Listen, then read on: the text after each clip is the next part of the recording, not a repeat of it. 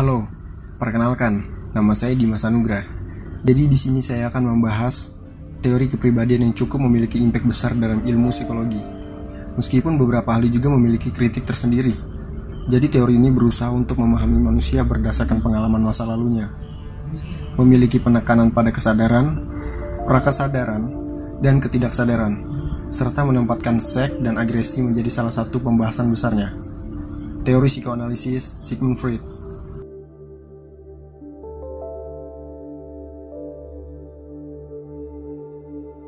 Teori psikoanalisis dicetuskan oleh Sigmund Freud, seorang pria berkebangsaan Austria. Awal mula perjalanannya ia banyak melakukan eksperimen dengan kokain hingga akhirnya dia menghasilkan artikel yang berkaitan dengan eksperimennya tersebut.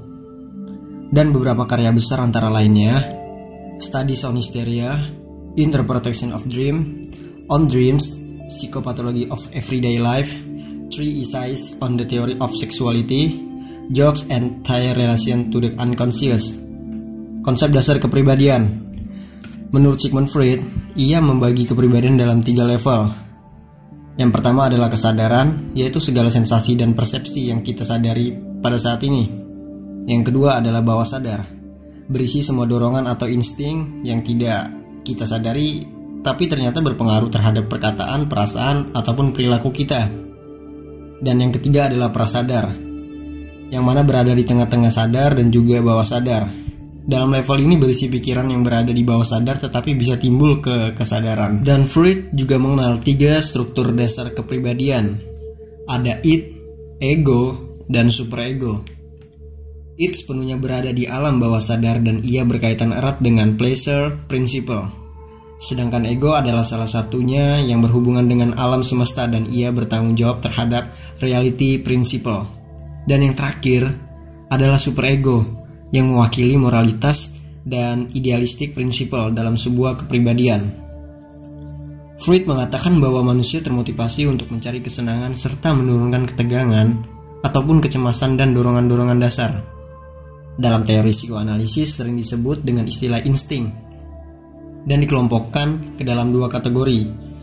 Yang pertama adalah dorongan seks atau eros, dan yang kedua adalah dorongan agresi, distraksi, atau tidak sesuai dengan thanatos. Freud juga menempatkan kecemasan ke dalam dinamika kepribadiannya. Ada 3 jenis kecemasan. Yang pertama kecemasan neurosis, kecemasan moral, dan yang terakhir ada kecemasan realistis. Dan salah satu cara untuk mengurangi kecemasan dalam teori psikoanalisis dikenal dengan lemahnya mekanisme pertahanan diri. Dan pada dasarnya mekanisme pertahanan diri adalah salah satu hal yang normal dan digunakan secara universal oleh setiap orang. Namun ketika itu dilakukan secara ekstrim dan berlebihan akan mengarah ke perilaku neurotik. Beberapa bentuk dari mekanisme pertahanan diri antara lain: represi, pembentukan reaksi, pengalihan fiksasi, regresi, proyeksi, introyeksi, dan sublimasi. Freud percaya bahwa pengalaman masa kanak-kanak akan sangat mempengaruhi dan membentuk kepribadian seseorang ketika dewasa nantinya, terutama yaitu pada 5 tahun pertama kehidupannya. Freud juga memiliki teori fase perkembangan yang sering disebut psikoseksual, di mana pada setiap tahapannya sangat dipengaruhi oleh zona erogen tubuhnya. Dan pada setiap tahapannya akan ada konflik yang harus ia selesaikan sebelum masuk ke tahap berikutnya. Yang pertama adalah fase oral. Adalah fase yang bermula dari awal lahir hingga tahun kedua kehidupannya. Fokus kepuasannya berada di mulut seperti menggigit, menghisap, ataupun menelan. Dan ada 2 perilaku pada tahap ini cukup dominan. Yang pertama adalah oral incorporative behavior, seperti menelan, dan yang kedua oral sadistic behavior, seperti meludah ataupun menggigit. Dan bila bayi mengalami fiksasi dari masing-masing tahapan tersebut, maka akan mengembangkan psikopatologi tertentu. Yang kedua adalah fase anal, yaitu pada usia 18 bulan ketika balita mulai diberikan toilet training, di mana menurut Freud, BAB merupakan hal yang memuaskan secara erotis. Sehingga dengan adanya toilet training, mereka tidak bisa BAB sembarangan karena waktu dan tempat diatur oleh orang tua mereka. Yang ketiga adalah fase palik, yang merupakan fase terakhir dari pregenital dan memiliki konflik terumit bermula pada usia 4-5 tahun. di mana konflik berpindah dari anus ke genital. Pada fase ini dapat terjadi yang dinamakan Oedipus kompleks pada anak laki-laki, Elektra kompleks pada anak perempuan, dan pada tahap ini anak laki-laki dapat merasakan adanya construction anxiety, sedangkan pada anak perempuan dapat merasakan penis envy. Keempat, yaitu adalah fase laten, di mana anak mulai mengalami masa diam pada perkembangan psikoseksualnya. Kenapa? Karena cenderung ia akan disibukkan oleh kegiatan sekolah, hobi, ataupun aktivitas dengan teman-teman lainnya.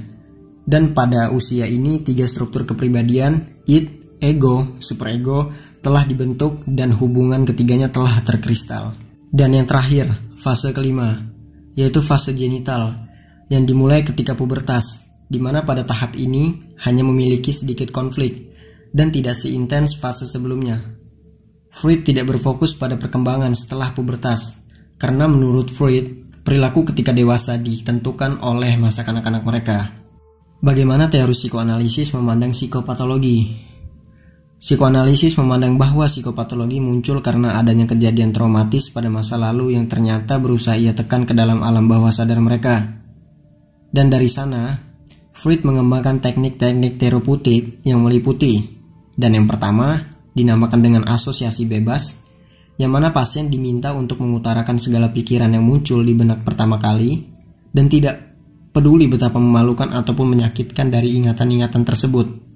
Dan dari sana, Freud melakukan interpretasi. Yang kedua adalah analisis mimpi, di mana terapis akan menginterpretasikan mimpi-mimpi yang dialami oleh kliennya berdasarkan simbol-simbol yang muncul. Menurut teori psikoanalisis, mimpi itu adalah merepresentasikan keinginan, ketakutan, maupun konflik yang ditekan ke alam bawah sadarnya. Dari banyak teori, psikoanalisis memiliki posisi tersendiri dalam teori-teori kepribadian di psikologi. Melalui paradigma psikoanalisisnya, teori ini berusaha untuk memahami manusia dari permukaan terluarnya hingga bagian terdalamnya, yaitu ketidaksadaran. Sebagaimana gunung es, apa yang tampak di permukaannya bisa jadi hanya sebagian kecil dari keseluruhan gunung es seutuhnya. Mungkin kurang lebihnya, itu saja yang dapat saya jelaskan dari teori psikoanalisis Sigmund Freud. Saya Dimas Anugrah mengucapkan terima kasih.